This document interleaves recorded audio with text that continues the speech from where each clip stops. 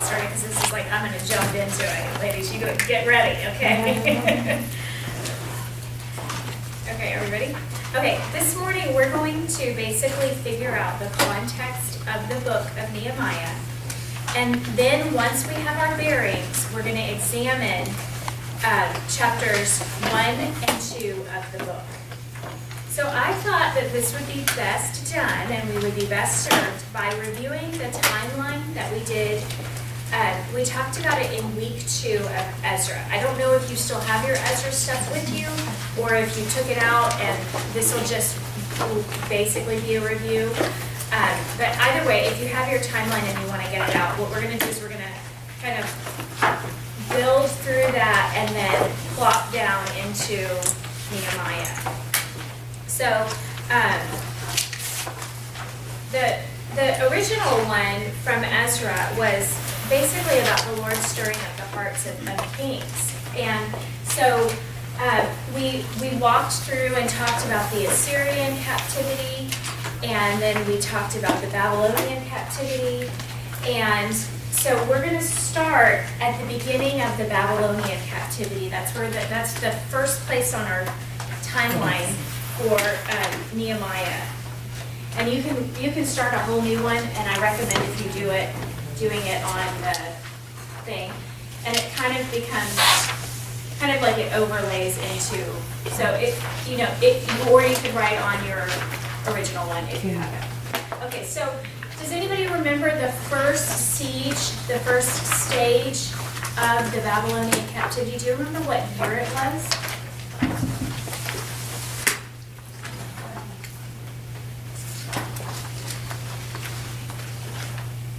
605? Yes, 605 BC. So that's going to be our first little spot, and I'm going to try to write big enough so you can see, but tell me if it's too small. Okay, so this is the first stage of the Babylonian captivity.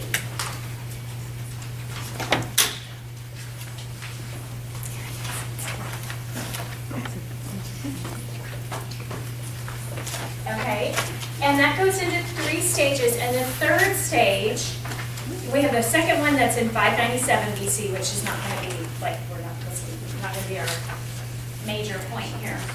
But so there's 1, 2,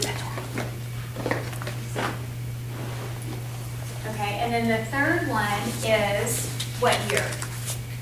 The destruction of Jerusalem is in 586. Okay, so 586, so this is the third stage, and that is, as Carolyn said, that is when Jerusalem is destroyed. The temple is destroyed, and the walls are burned, the gates and the walls are burned. This is the absolute destruction of Jerusalem. So this is this third stage.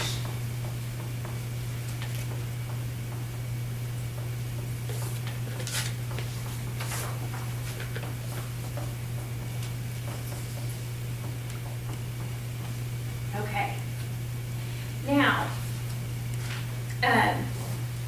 how long was it prophesied that the Babylonian captivity would last, according to the prophet Jeremiah? So 70 years from which date? You have any idea? The first one, right? So we know that this event right here starts a 70-year timeline.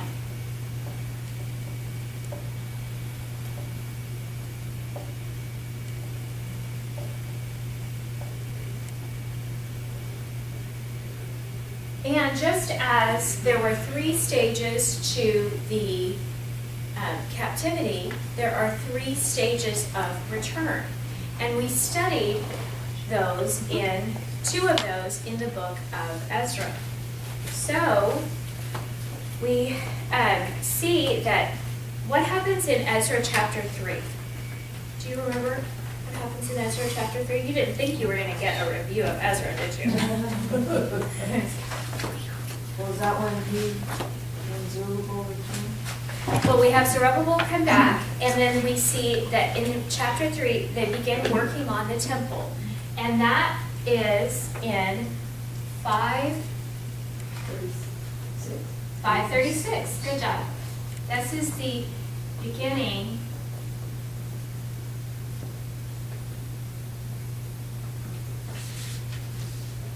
of the work on the temple. Now, what has happened before in between there is that Zerubbabel has returned, right? And so they rebuild the altar and they lay the foundations, and that is the beginning of the work on the temple. Now, what happens? Do they just build it right away and it's all good? No. No, no. There's a stoppage of work when 2 years later. yeah. And I'm sorry, I forgot to. This is Ezra chapter 3, just so you can have a reference there.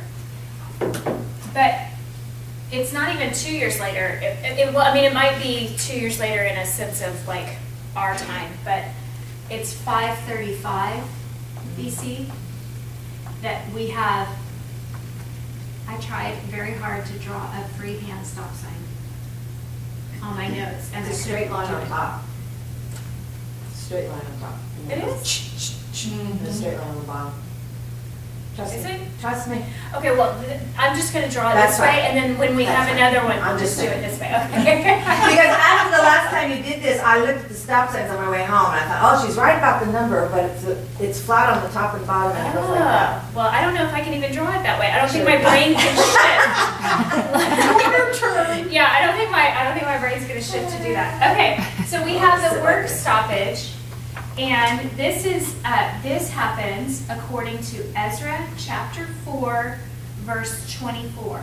Now, it's really important that you remember that it's chapter 4, verse 24, because if you read chapter 4, verse 23, they're talking about another work stoppage, and it's confusing. Yeah. So this is this one in 535 BC. Okay? Now, there's a ministry that comes along in 520 BC. I'm getting smaller as I go across, I'm sorry. You're gonna run out of board. I know, I'm gonna run over. I'm gonna come back over and kind of erase and do. Okay, so whose ministry starts happening in the year 520 BC that we studied? What other book did we study last? Haggai. Haggai. Okay, so we have Haggai, and he has a partner in ministry. I can't even spell on the board, so let's just pretend we're going to abbreviate. Who's his partner in ministry? Zechariah. Zechariah. So these two men combine in ministry, and what is the result of their ministry? Do they have a successful ministry? Temple gets finished? Yeah. They people start- obey. Yeah, they start rebuilding the temple again. So this is 520 BC. They begin working again, right? Mhm.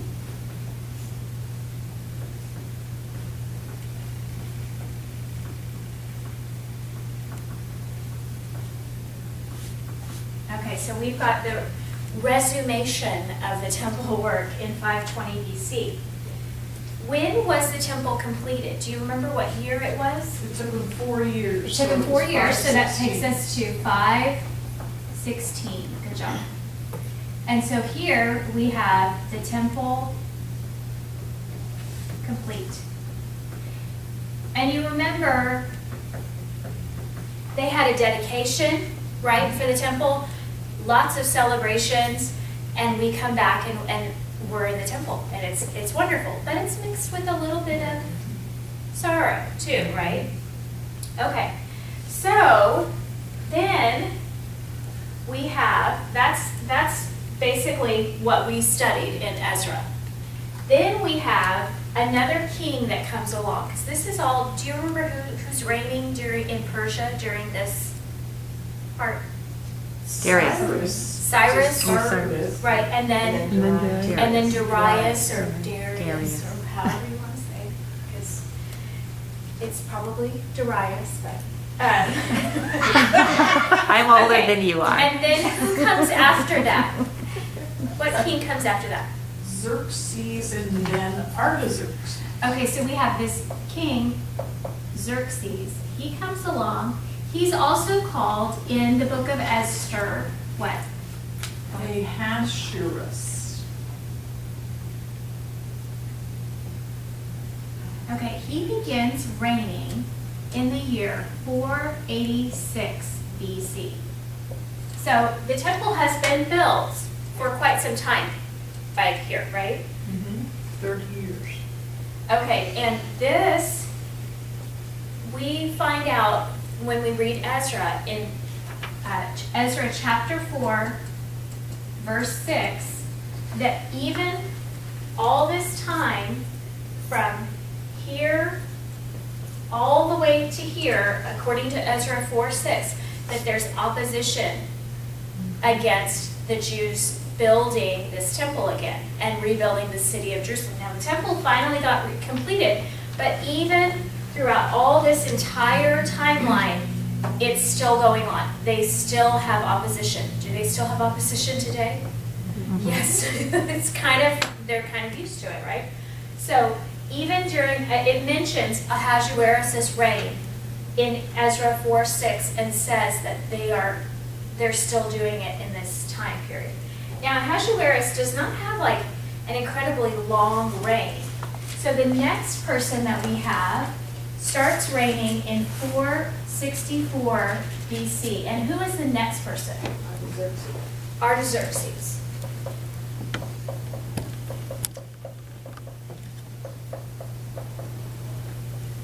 He begins his reign in 464, and he reigns all the way to 423 BC. Okay, so that's kind of where our timeline ends. Okay? So, what we're going to talk about today is what happens here. Okay, so as you see how we've reviewed, and now we are into the book of Nehemiah. And the book of Nehemiah tells us about the reign of Artaxerxes. So let's get started. Okay.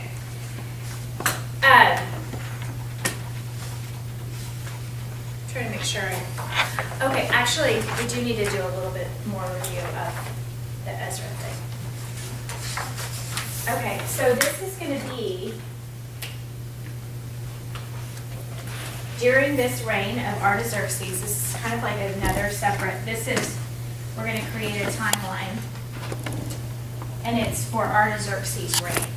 Okay, so we know it starts when? 464. And it ends when? 423. 423. Sorry, I have two timelines on my paper. I just didn't think we were getting there first. Okay, so Ezra told us about Artaxerxes' reign as well. In Ezra 4, this is where I was talking about it being a little bit confusing. Ezra 4 verses 7 through 23. So right before this, Ezra 4:24, we find out that we have these enemies that we've been talking about. Do you remember those enemies of Judah? And remember that we kind of had a little bit of, okay, what's going on? How are they all of a sudden talking about this parenthetical thing that happens years later? See, it's going along fine, and then all of a sudden we jump to 464 from 536. So it's just, it didn't make a whole lot of sense, except for it's talking about that this opposition continues from this time all the way until the reign of Artaxerxes. So it's letting us know that this is just a continual process of opposition. So we find out that the enemies of Judah entreat the king to stop work. So they go and they write a letter to Artaxerxes at some point early in his reign and say, these people are rebellious. You need to not let them build, because once they build, what's going to happen? They'll quit paying taxes to the king and keep it for themselves. Right. You won't have the money that you have, the income that you have from this province. So, by decree, we have another work stoppage. I'm going to try to draw. Just go straight, there you go. Now, two little guys, yeah. And then there you go. Okay. Hey, and there's more room to write the word stop. Okay. That's just, it's going to be a thing that I'm probably going to struggle with for a long time. Okay, so by decree, by whose decree? Who decrees this work stoppage? Artaxerxes. Artaxerxes. So by decree, we have a work stoppage. Now, what would they be doing if the temple's already built? What would they be building? The wall. The wall. So we stop building the wall.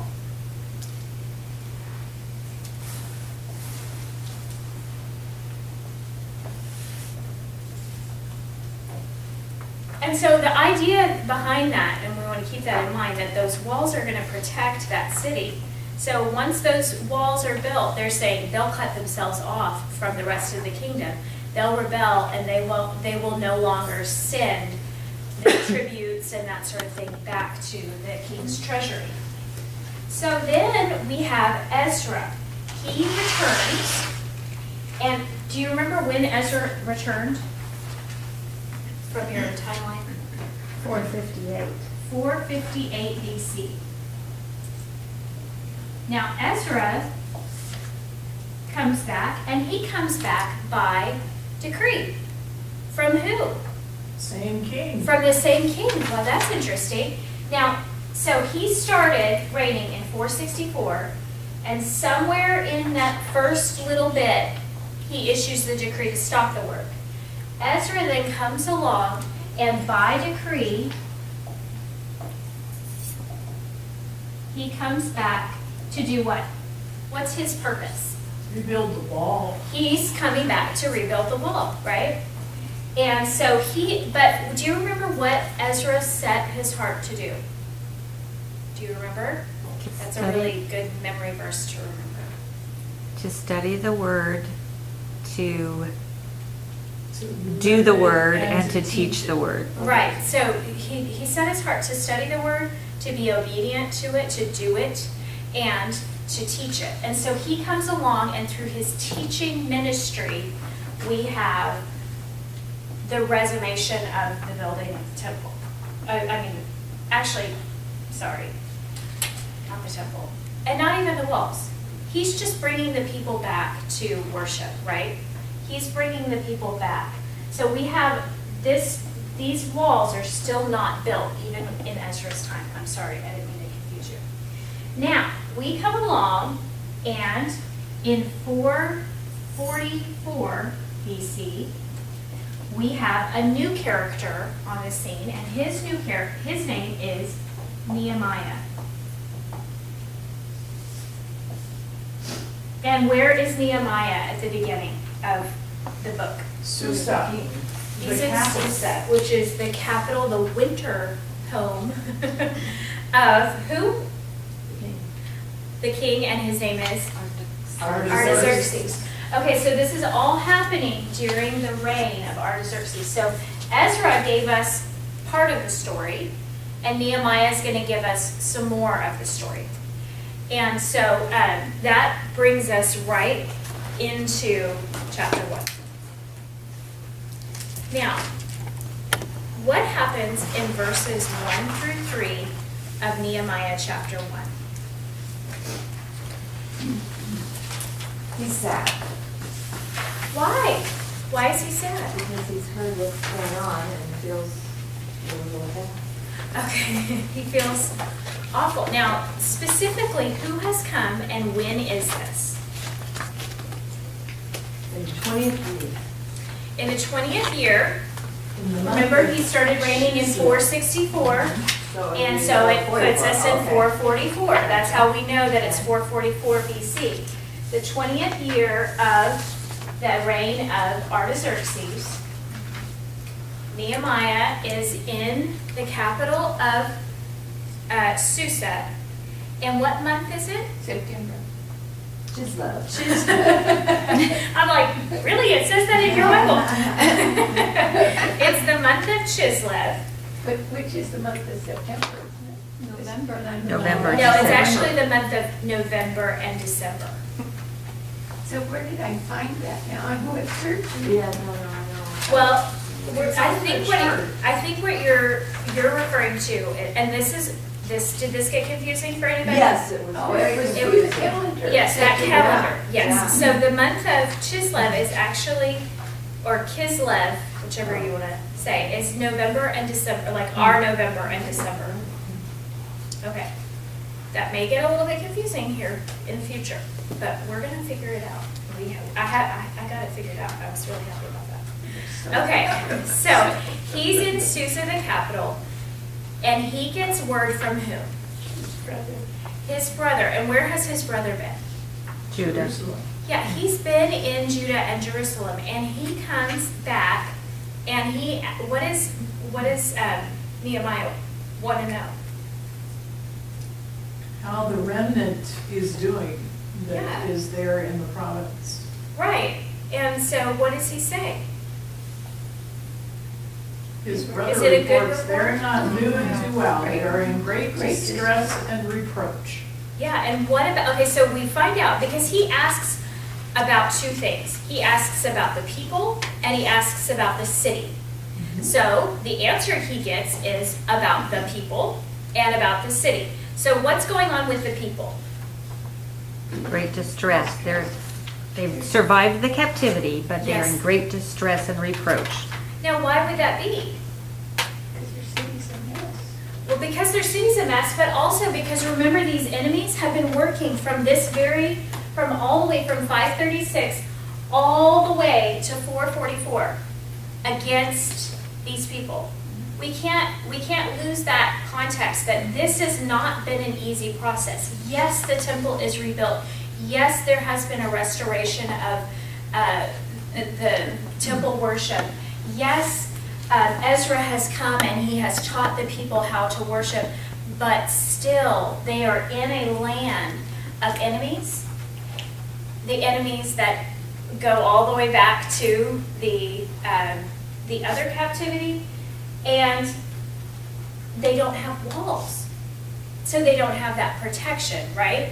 And so the second part, so that tells us about the people, and then we find out about the wall, and what's up with the wall of Jerusalem? Broken down and the Yeah. gates are burned. It's broken down and the gates are burned. So we know that they had started working on the wall, but apparently they didn't get very far, right? And it's pretty amazing because we're going to find out that it didn't take very long to do it, but they didn't get very far, or maybe they had been attacked, or this is the state that it's in. The people are in great distress and reproach, and the wall is broken down and the gates are burned.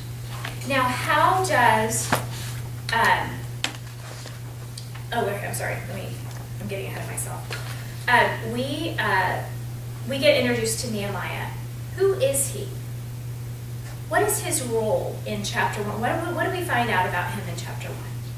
He takes care of the king. He's the cupbearer to the king. He's the cupbearer to the king, and that's kind of almost like a footnote to chapter 1, but it does become important, and we remember that there's no real chapter divisions or verse divisions with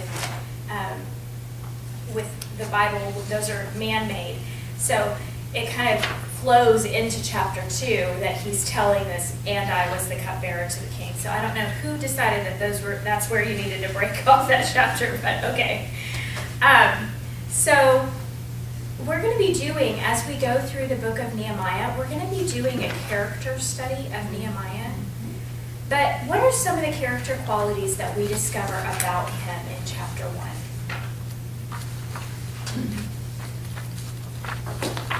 Well, he prays. I mean, he goes directly to the Lord in prayer. He is a man of prayer, right? He fasts.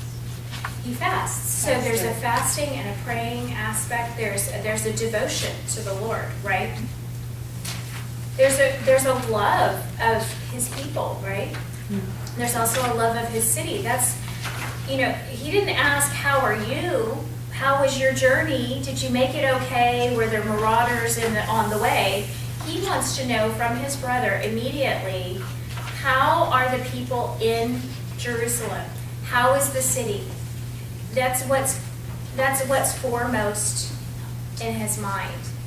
What do we learn about the way that he talks about God, or the way that he talks to God? What does that teach us about Nehemiah's character? That he has a relationship. It's a knowledgeable relationship, right? He knows things about God. He He knows prays. things about his promises. Right, he He knows things about the law, right? So he's a student of God, right? He has fellowship with God. So we see that the problem that is presented to Nehemiah in verse 3 is that the people are in great distress and reproach. The walls are broken down and the gates are burned with fire. What is his response according to verses 4 through 11? You know, Leah, also we see his relationship with the king.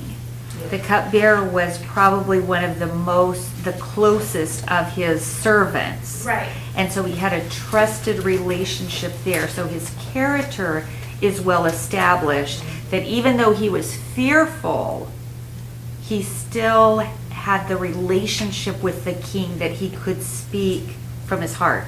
Well, and we get even more of that relationship in chapter 2. In chapter 2. Yeah, that's where we really discover what does it mean to be the cupbearer. Well, it means that the king actually pays attention to you. I mean, normally I don't think a typical king would look and go, "You don't look so happy today. Are you okay?" Yeah. Even though he's trying to put on a bright face and do the service for the king, he notices him. So yes, there's more of that relationship, and we'll talk about that more as we get to chapter 2. I was gonna say, and I understand that you could be killed for coming in with an unhappy face. Right. And right. that being the cupbearer, didn't that mean that he actually had to sip whatever was in the cup first, and then the king would watch him to see if he died, and if he Right. didn't die, then he would drink. Yes, from it. and- So it was a real, Trusted. It's a very trusted it's position. trusted, but but he also knew that Nehemiah was, was putting his life before the king. Right. All the time. Right. And so would that garner trust? I Would that be think so. I would think Oh, so. absolutely. I would think that would mean that you trust this man Oh, because he would lay down his life. life, It's like a right. Secret Service agent, right? I don't think that our president has food tasters. I don't think so, but I bet they do have a guy that's in the kitchen. Yeah, I don't think they just take goodies from an Right. old lady on the street. Yeah, they have somebody check his trick or treat bag before That's he can his candy, right? Okay, so what is Nehemiah's response according to verses 4 through 11? It's already been stated, but what does he do? He goes to God in prayer. I love the pattern of his prayer.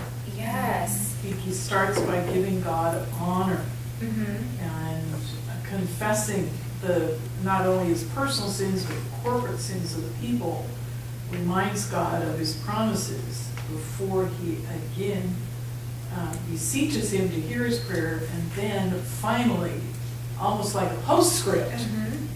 asks for God to make him successful in what he was going to do. Yeah, the request is that last thing. Very It last. is not, I come before you with all these requests, Lord, and this is my laundry list of things that I would like for you to accomplish for me today. And please and thank you, amen. Right, that's not his prayer. His prayer is built up upon a relationship, upon knowing about God. And Carolyn, you did a really good job of laying that out, but I just want to help those who are learning about just kind of how to do this. How we learn about this prayer is by marking the word prayer and then making a list. And so we learn how to pray, or we learn an example or a wonderful example of prayer from Nehemiah, but we need to make sure that we're marking it and writing down what we learn. What is his prayer accompanied with, according to verse 4? Well, he's a real person. He wept and mourned for days. And he's Yes. fasting. And And he's fasting. Mhm. So this is again, He is the cupbearer to the king. So this is a private situation that's going on, right? He's not doing this in front of anybody. So we learned a little bit of how prayer is a private thing. Because if he had gone before the king in that manner, he likely would have been killed or banished or, whatever.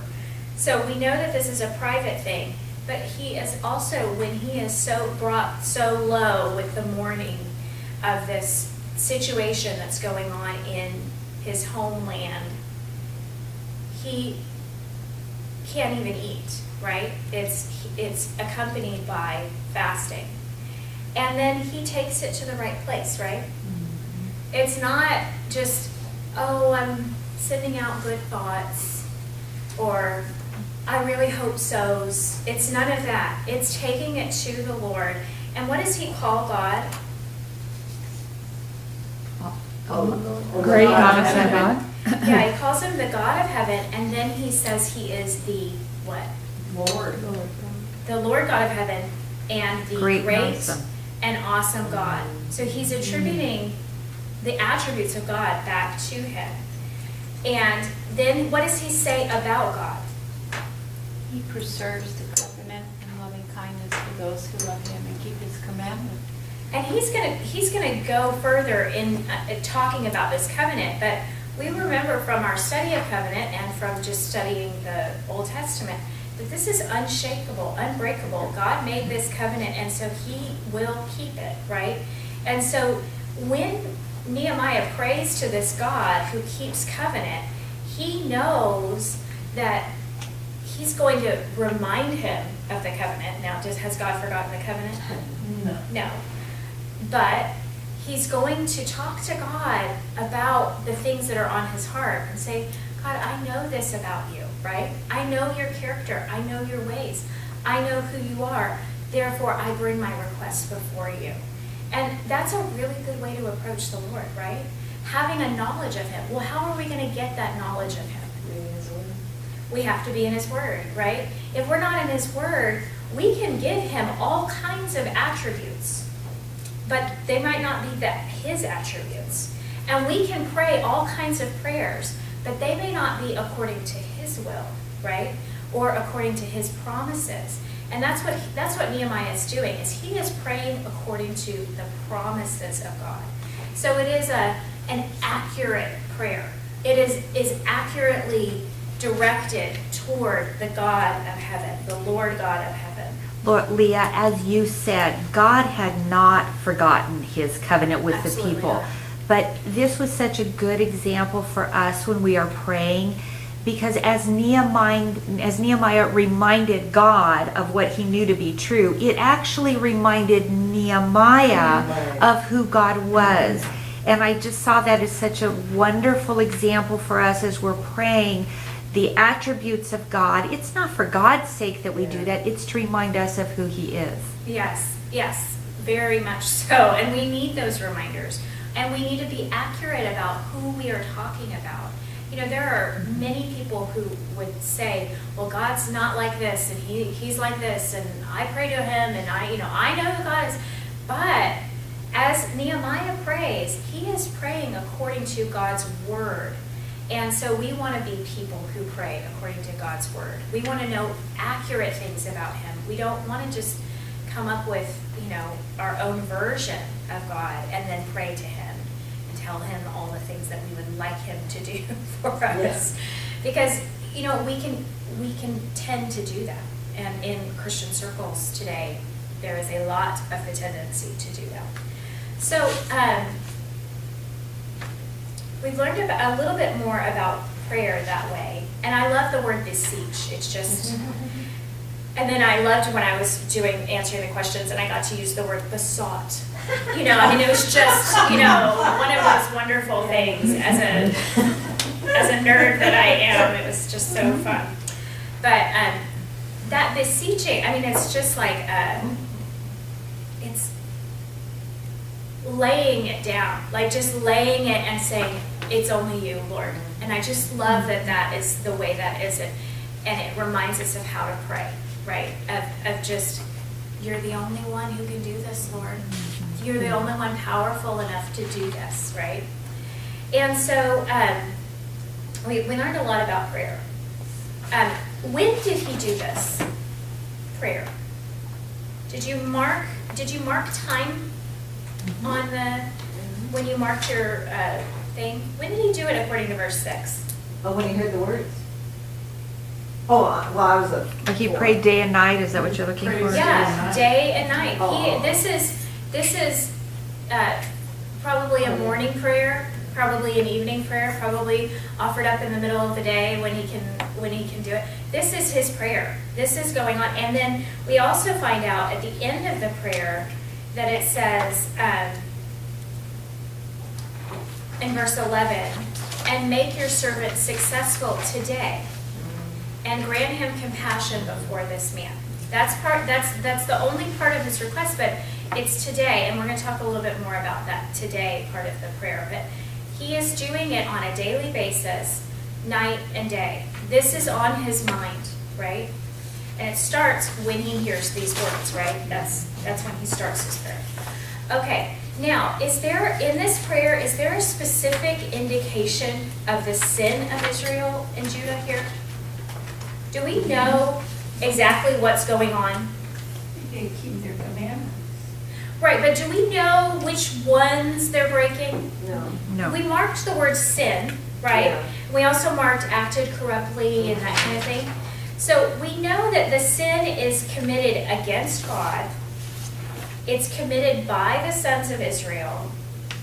We know that Nehemiah, and he includes himself in that. He includes his father's household in that. It's described as acting very corruptly and as not keeping the commandments of Moses, being unfaithful. But do we really know what it is they're doing? No.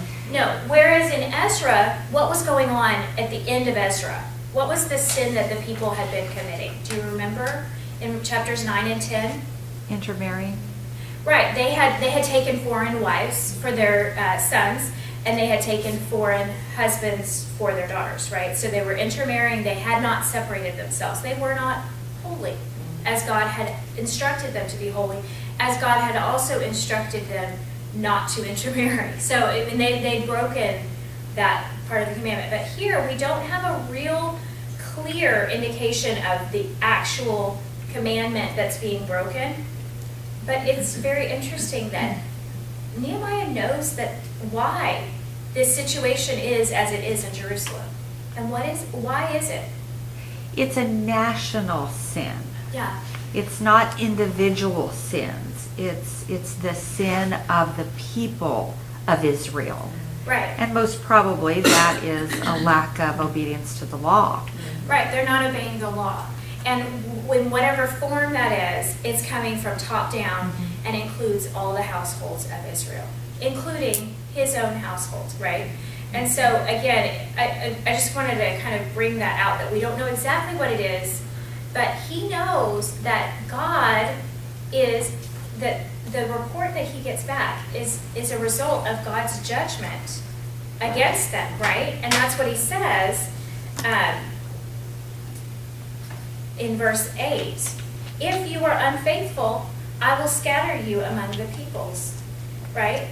But the nice thing is that that's not the end of the story. Verse 9, but if you return to me and keep my commandments and do them, though those of you who have been scattered were in the most remote parts of the heavens, I will gather them from there and will bring them to the place where I have chosen to cause my name to dwell. So this is not just sin that's going on in the land of Israel now that the people have returned. This is sin that's going on for all of the exiles, right? Again, it is a national sin. And I love that verse, to the remotest parts of the heavens. I know. So he's saying, even if you are on the moon, I know. Yeah, I'll get you. I'll and I'll get you bring back. Yeah, it's so great. Okay, so that's the promise that Nehemiah clings to in the midst of his despair over his people, right? That very promise that if you will return with all your heart, right, then I will gather you. Now we come to the request. What is the request? in verse 11. Make your servant successful today and grant him compassion before this man, whom we know is the king. Right. Well, and we actually don't necessarily know that it's the king, but we're going to get I there. put a question mark by it. Yeah. Who is this man? Yeah. But the request is, make me successful, make your servant, me, successful today, and grant me compassion before this man. And then we have the footnote of chapter 1, which is, now I was a cupbearer to the king. So, how much time passes between verse 11, when he starts praying this prayer and this is his request, and the beginning of the next chapter? I think 4 months. 4 months. 4 months, good. Now, that's where it got a little bit confusing, Yeah. right?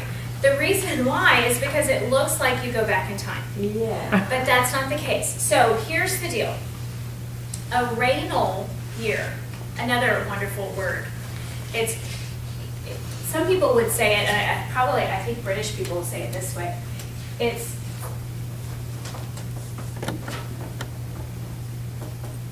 Oh, from R-E-I-G-N. Yeah. R-E-I. oh, you know what? The book that I had said it wasn't. It didn't have an I in it. Really? Yeah, but I'll put an I in there for just for you two. Thank you. Well, if it has to do with the reign of a king, I know, it makes sense it would have one. but in England they would call it a regnal year. Oh. So Oh. that's why I made this I up. didn't know that. I know. It's just Well, we're American and we need to know. okay. A regnal. Stick that I in there. A regnal year begins in that month that you were talking about, Sheila. Kimber? Yes, it starts in September and October, okay? So, again, the calendar is very different back then from ours. So, the month of Tishri would be the beginning of a regnal or regnal year, okay? So, that would be our September and October. Now, it's in this 444 BC, okay? Because we know it's the 20th year, because it's the same thing that he said in chapter 1. Chapter 1, he says, it happened in the month of Chislev in the 20th year while I was in Susa, the capital. Chapter 2 says, and it came about in the month of Nisan in the 20th year. Okay, so here's New Year Day starts Tishri, September, October. Then we have Kislev, which we already said, what months were those? November to November, December. Okay, so November, December is Kislev. And they spell it different in our book. That there's other spellings of it. Okay, and then the request comes when? the month of Nisan. Yeah. Nisan, which is March and April. Okay? So that brings us, does that make sense? Does that help you to understand that we didn't go back in time, but yet it started, this all is the year 444 BC. The beginning of the year is the beginning of the regnal year. Then we have Kislev, then we have Nisan. So it's just about the calendar looking different from our calendar. Okay, so it's been about 4 months. And what happens in verses 1 through 8 of Nehemiah chapter 2?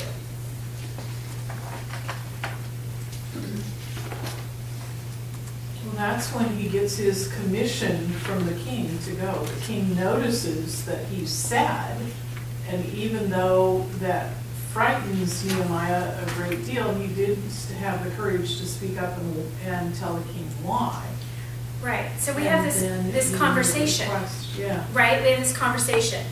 And it says, what does he say about, again, that relationship that he has as the cupbearer in verse 1? That he had not been what? Sad. So he made a point of not being sad. You weren't allowed. Right. Yes, I mean, he knows that you Yeah. just don't do that, right? Or you lose your job. So he said, I had not been sad in his presence. But who approaches whom? The king. The king noticed and he approached Nehemiah, or opened the conversation anyway. Right. So he opens up the conversation, and then he said, and then he lays his heart out there, right? And he says, why wouldn't I be sad when the place that the place where my father's tombs lies desolate and its gates have been consumed by fire? And then what happens? I mean, this is just amazing. This relationship that he has built with the king that is based on the fact that he is a trusted man in his kingdom. And he honors the king. Let the king live forever. Oh, yes, definitely. I think most statements began with that. Yeah. Right. But didn't the king say to him, this is nothing but sadness of the heart? So the king realized that he just didn't have a sad face. Right. He realized why he had Yeah. that Right, sad face. there's something So, really disturbing. You could have a sad face because you're angry about Yeah. something or you're disappointed or Right. whatever, but he recognized that Nehemiah had a broken heart. Right. Yeah, and he's watching him. I think that's just so Yeah. interesting. I mean, yes, they have a relationship that is probably closer than others because he's watching him to make sure he doesn't choke when he drinks that wine, but he's also watching him and has begun to know him. He has begun to know when, just like we do with our friends when we kind of just go, are you okay? Are you feeling all right today? It's Maybe, I'm sorry, but all of a sudden it's hitting me. He's watching him because he took a drink of wine and he's watching him and his face turns funny and he goes, are you okay? And then, wait a minute, this isn't from the wine, is it? Well, he does There's say something wrong with it's you. you're not sick. Yeah, he knows that this man is not sick. He knows that it is something Yeah. else. This is an emotional issue, right? Well, And- there probably aren't too many people in the king's life that he would have that kind of relationship with. Mhm. I mean, everybody bows before him and the first words out of their mouth are always, let the king live forever. Yes, yes. Their whole purpose in life is to keep the king happy. Mhm. And so Nehemiah is probably one of the few that has a relationship with the king Mhm. that he cares about. Well, and it's so interesting because the tables turn and you get the next question in chapter 4. I mean, what? What would you request? What do you want me to do? Yeah, What I mean, kind of- he wants to help him. Yeah. And so it's so interesting. And what is his response? I love this. Just a real quick, He prayed. I shot off a prayer. yeah, I gotta shoot off a prayer to the Lord and I've gotta be ready, right? Now, is he ready for this conversation? Is Nehemiah prepared for this Oh, yeah, conversation? he's been praying about it for 4 months. He's been praying about it for 4 months. And so that's what's interesting. I wanted to go, that takes us back to that prayer in chapter 1, where it says that he's doing this day and night. But he also says, because again, this request comes before the Lord, and the only request in verse 11 is, make your servant successful today and grant him compassion before this man. He knows that this conversation could happen at any moment. But even with that, and it hasn't happened for 4 months, he still is praying this prayer. He's still praying it day and night. It's kind of that idea, we talk about, I'm sure you guys have heard of people who live like Jesus is coming back. And then they say perhaps today. And we all should live that way. And we should all, in a sense, when we pray to God, pray with expectation. And that's what Nehemiah has done. He has prayed expecting God to answer this prayer. And he's saying, make your servant successful today. And then when that opportunity has not arisen that day, he gets up the next morning, day and night, and prays that same prayer, right? He's ready. And he also, we know that he's ready because he's ready with some requests, right? So what does he request? How many requests are there in verses 1 through 8? I wrote them down next to in my margin so that I would know. Request number 1, request number 2, request number 3. There's 3 requests. There's in verse 5, what does he ask? To be sent to Sent Judah, me. to Jerusalem. Yeah, can I be sent to Judah, to the city of my father's tombs, that I may rebuild it?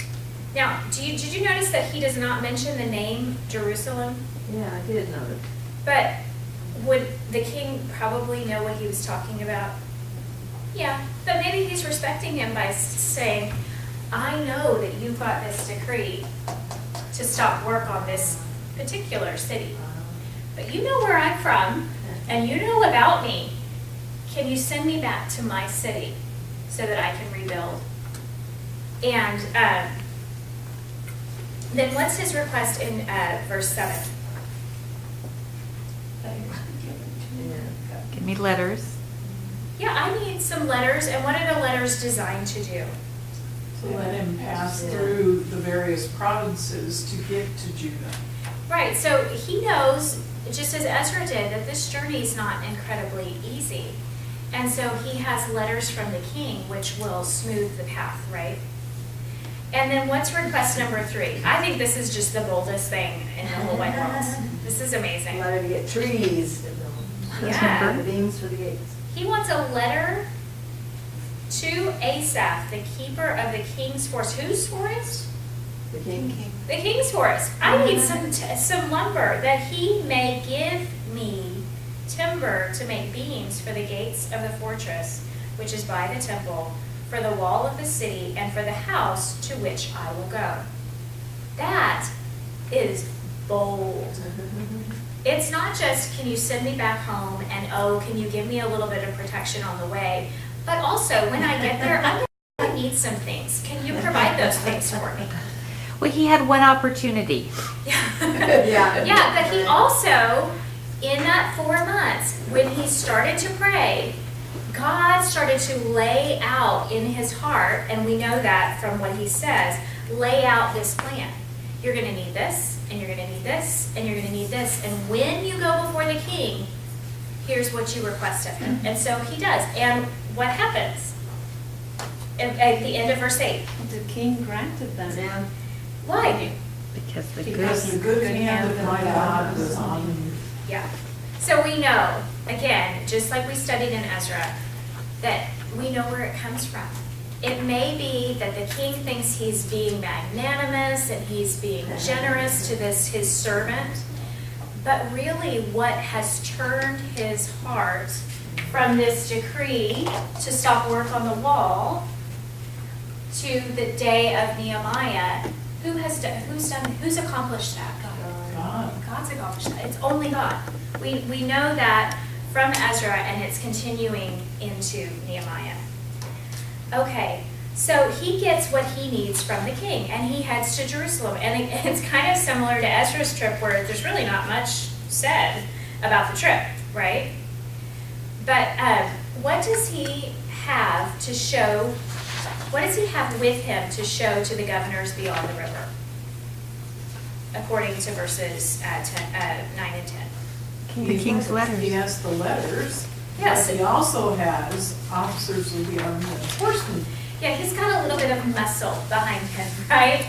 I mean, it's got to be a little bit different when you see the king's horses and the king's armies coming along with this man who has a letter to say.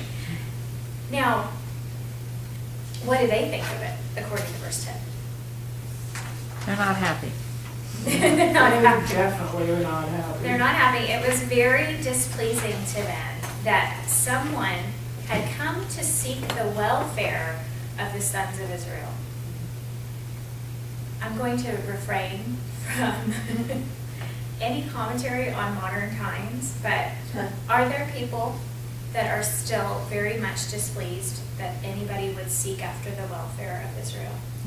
Oh, The whole world. Yeah. I know. I just pray that our country will be one of these people that seeks the welfare of the sons of Israel. However, the reasoning here is probably a little different. They Yeah. probably had financial interest. Well, they're also part of the group of enemies that's saying, these people are rebellious and we're not going to have the same revenues Right. from this country if they rebel and all that kind of stuff. Yes, they've got a lot of Their at stake, motive, yes. right? Yeah. Well, we all have reasons for being mean to people, right? Okay. So then again, this kind of seems like it goes off without a hitch. Now, according to my commentaries, they said that this journey would have probably taken him about 2 months. Now, Ezra's took about 4.5 months. He had a Why did lot more Ezra's take people. longer? He had a lot more people, but he also had what? Do you Oh, remember? all the treasures. Oh my goodness, he had so much stuff to bring. So Yeah. there was just logistically, it's a lot bigger journey. This one, it doesn't seem like he's got a whole lot of people with him. And it indeed may have been a very small group of people. He's got the army and he's got the horsemen, and he's, having a horse can go a little bit faster, right? So, and then it says, just matter of factly, in verse 11, so I came to Jerusalem and was there for 3 days. Now, what happens when he gets to Jerusalem, according to verses 11 through 16? He does some reconnaissance. I know, isn't this great? I just love it. It's like, it feels like a spy situation. And it is, isn't it? Why does he conduct this inspection in this manner? That's what I want. He was problem solving. Do you think he was problem solving? Yeah, he, Well, but why did he have to do it at night? Why is he doing it at night? And he was by himself. Yeah, he took only a few men. He only entrusted a few men to take with him. He didn't tell anybody what, and I love this. I did not tell anyone what my God was putting into my mind to do for Jerusalem. So remember, he's been praying for these 4 months. He's probably been praying a similar prayer of the last 2 months for the journey of when I get there, Lord, I need a plan and I need to, all of this, because he's bringing his request before the Lord, and God is putting into his mind a specific plan to do for Jerusalem. The only thing I can think of was that he was afraid they would be overwhelmed by what needed to be done, and that might have discouraged people. Well, this is my theory, and I didn't read this in any commentaries, but think about it. This is to show how poorly protected this place is. Right. He goes out at night when who's supposed to be Oh. on the towers and on the gates? Watchman. There's supposed to be a watchman. Did anybody see him? No. Was he at any point, did anybody come and say, what are you doing here? Who goes there? This city is unprotected, And he was showing majorly. them that. And he's showing them that. I went out and I walked the entire perimeter of the city. And you didn't see me? And I didn't have a problem. The gate and returned. Right, yeah, he goes and he does this reconnaissance, and he's proving to them the problem, right? The problem is, there's not anybody watching. There's not anybody out there that's saying, you can't come into this city. That's why these people are in reproach, right? That's why they're scared. They don't have any protection. And at night would be the time that you would want some protection, right? There would be a watchman that should be posted, right? And we talked about that too when we looked up some, again, we're just walking through the chapters, but in our cross-references, we looked up what the walls do and why they're important and that kind of thing. The walls protect the city, right? But they're also the place where the men stand guard, and they would have maybe archers up there in case someone comes in, and they would have did you remember the cross-reference where it's she threw a millstone Yeah. down, Yeah. if you got too close, I've got different defenses for the city.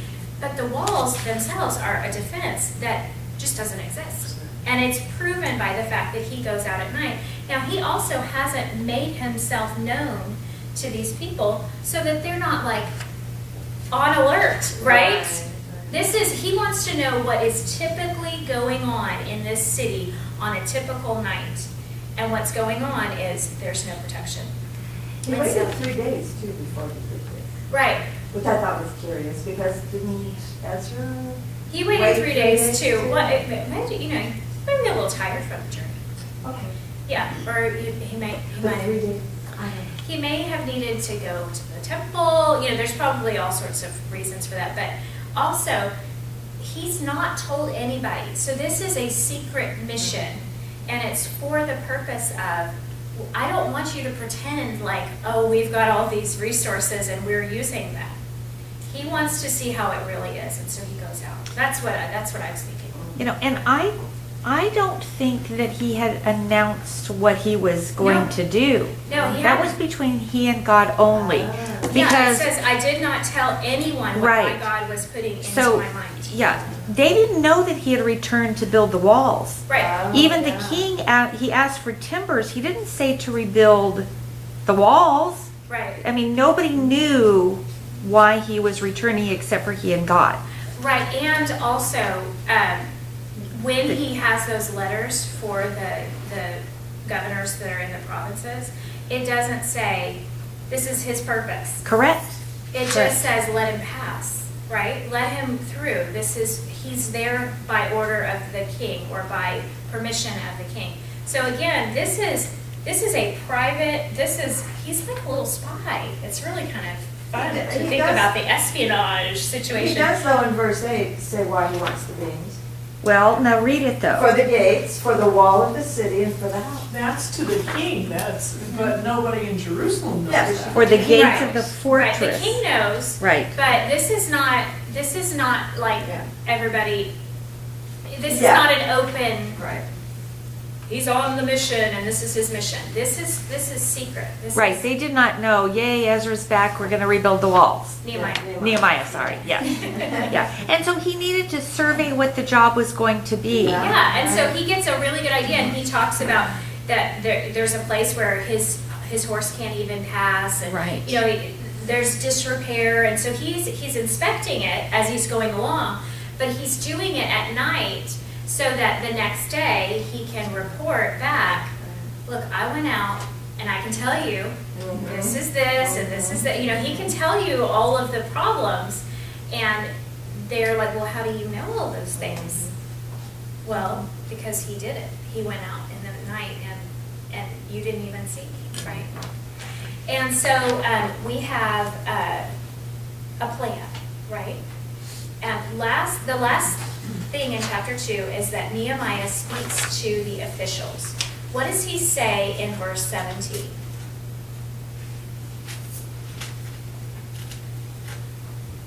Well, he just tells them that what shape we're in, so let's rebuild. Yeah, come let us rebuild the wall of Jerusalem so that we will no longer be a reproach. Now, do they need some convincing? Is the report that he's brought to them enough? Yes. So they Well, put I their think they hands. need a little bit of convincing. And the reason why I think they need a little bit of convincing is verse 18. I told them how the hand of my God had been favorable to me, and also about the king's words which he had spoken to me. So he's like, God's behind me, the king's behind me, and then it says, then they said, let us arise and build. So they put their hands to the good work. So I think they might have needed a little bit more of a nudge, and that nudge is, God's behind you, the king's behind you, we can do this, let's get to work. And then they're ready, right? Well, and they probably were still aware of the decree Yes, yeah. that I mean, said to stop work. So who's this lunatic coming saying and Yeah. until they saw Yeah. that the king said, let's do it, they knew then wouldn't have to fear for their lives Right. from the king. They still had opposition. Right, they're still gonna have opposition, and that's interesting that you're mentioning that, but yes, it's very important to them that they're not gonna get in trouble for doing this, but it's also very important to them that God be in it, right? That God be part of this, and so that he tells them, he has a testimony of how the good hand of God had been favorable to him. Okay, so that's their response. They get to work. They're ready to go. Now, how do those governors beyond the river react? according to verse They're 19? not happy. Oh no. Not at all. What did they do? What does it say specifically that they did? Mocked us and despised us. Despised us. What And is this said- silly thing you are doing? Are you rebelling against the king? Rebelling against what? The That decree, decree, the that first they decree. know about it, right? They know that this is not supposed to happen. Or they think that this is not supposed to happen, but we have a word from the king, right? And so verse 20, he says, God had us to a success. That's what he prayed for, success. I know, isn't that neat? And that he doesn't give any other excuse or any other thing or anything about the king. He just said, God. Yeah, I love that. I would have whipped out the thing from the king saying I was supposed to be doing this. Well, he did in 10. Well, He gave them the king's- that was his passage. That was his decree of passage. Right, right. So, But not but his then, decree. because then it says There you in go. verse 19, but when these men heard what? Right, That they were Yeah. going to rebuild. Again, this is not an open correct. mission of Nehemiah.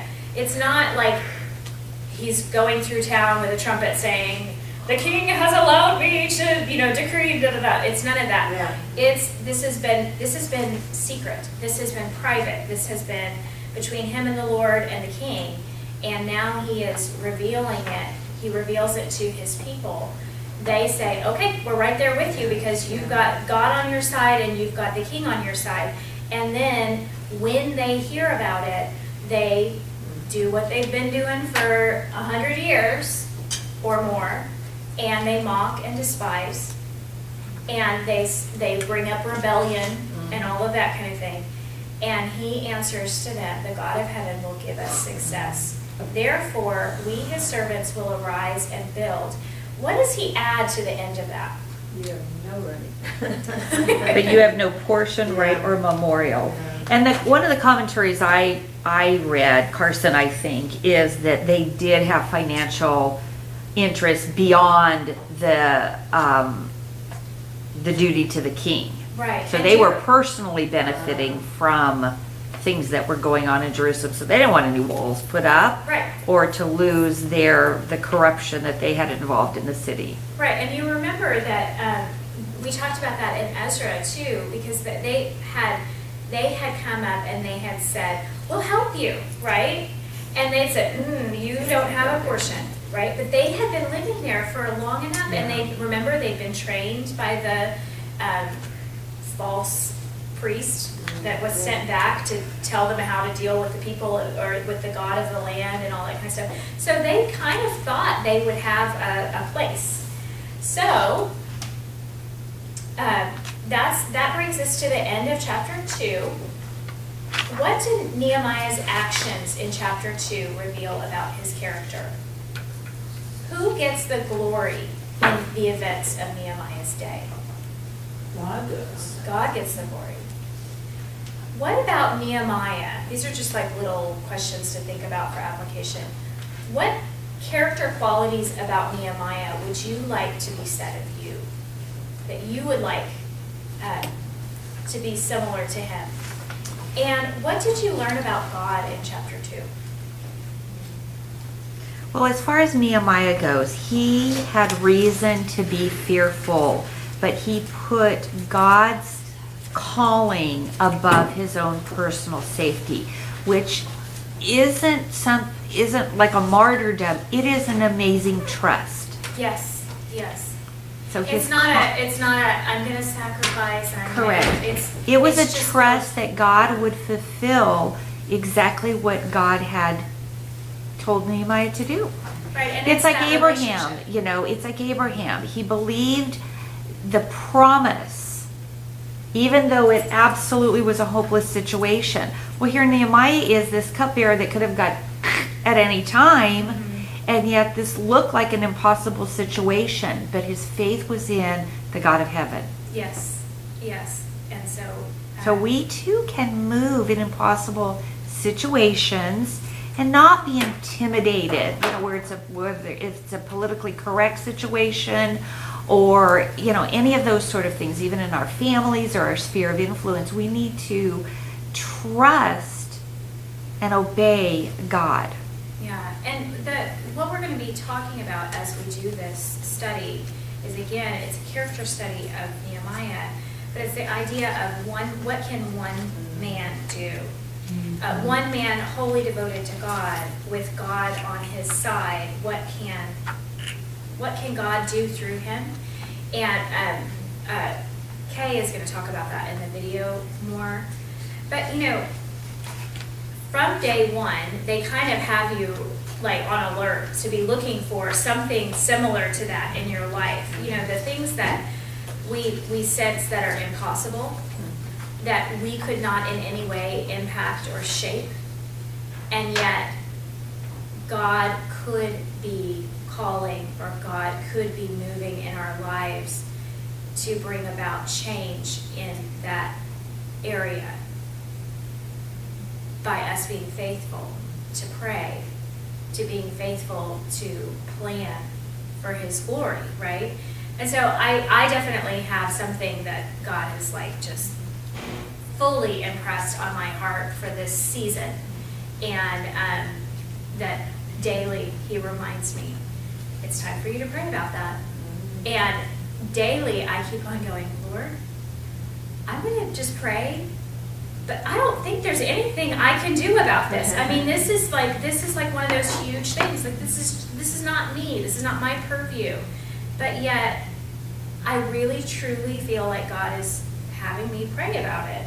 And even if, you know, so That in itself, though, Leah, is the most powerful force in the universe. Yeah. oh yes, definitely. And so, though we may not be the Nehemiah who comes back and rebuilds, Right. we are partnering Yes. in whatever purpose God has in that, in the most powerful way we could. Right, and it's where that impossible, or what seems impossible, because I think that this could have seemed impossible to Nehemiah, and yet he's a man of faith. He takes it to the Lord, and he prays for it, and he prays night and day for 4 months. And I think about how inconsistent I can be about praying specifically for the things that burden my heart. And so that's why I think the Lord has really laid this particular thing on my heart. It still seems impossible, but I know who I'm praying to. Right. You know? So, you know, even if I'm like, okay, Lord, I don't have any part of it, but to pray, you know. Yes. And so what I was bringing that up for is I wanted to encourage you ladies that if God lays something like that on your heart throughout this time, that we would become like Nehemiah and pray diligently and seek his will and seek his plans, and that we would be willing to be obedient, because that moment may come like that, where all of a sudden he's going about his business and he's trying not to be sad and he's trying not to show that he's got any problems, and yet this king says, what's going on? Yeah. And that presents the opportunity that he's been praying for 4 months. And it may be 4 months that you pray, and it may be 4 years that you pray, and it may be 40 years that you pray. But if we are diligent, God brings that opportunity. We need to be ready. And so that's my little bow to tie onto that. So next week we're going to look at what happens in chapters 3 through 5. And as you notice, this is a really like step by step study. So it's a great one to kind of do a little bit here and a little bit there and not get overwhelmed by the end of the week, hopefully. Yes, sir. I have a question, chapter 2, verse 6. Uh-huh. The king asks him specifically, how long is he going to be gone and when is he going to come back? I know, it's kind Did of we ever interesting. find out if he comes back? Well, we've got to have a cliffhanger, right? I want to know now. I don't want to ruin your joy of discovery. And he said, I gave him a definite time. Yeah, it does say he gave him a definite time. It's very interesting. He's got a plan, right? He's got a plan before that king ever asks him that question. He's ready.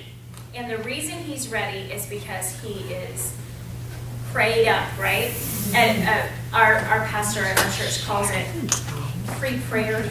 Instead of prepared, it's pre-prayered. And I like that idea, you know, that we need to be pre-prayered for the events that are going to be in our lives. So. And a plan of action. I Have a think plan of action. we have to have a plan of But it's action. from the Lord too. Yes. It's by the Lord's direction, by His leading, because that's really what matters, right? Okay, we're going to watch the video on this massive TV, and we're going to enjoy some snacks. There's a restroom at the back of this room, so you don't even have to walk 50 feet to go to the restroom if you need to. Okay. Thank you. Kayla, do you know how to?